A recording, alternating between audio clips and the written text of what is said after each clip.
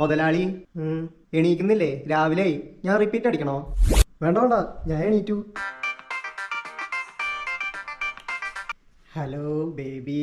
എണീറ്റില്ലേ baby? ബേബിയുടെ call വരാൻ കാത്തിരിക്കായിരുന്നു. ഇപ്പൊ എണീറ്റു.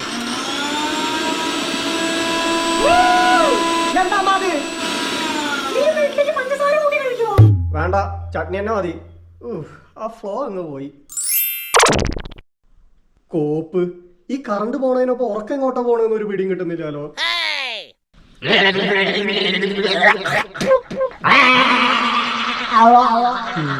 നേരം വെളുത്ത്. ഇതെന്തോന്നത്? കുറുല പടത്തിന്റെ നാടൻ ഡബ്ഡ് വേർഷനോ?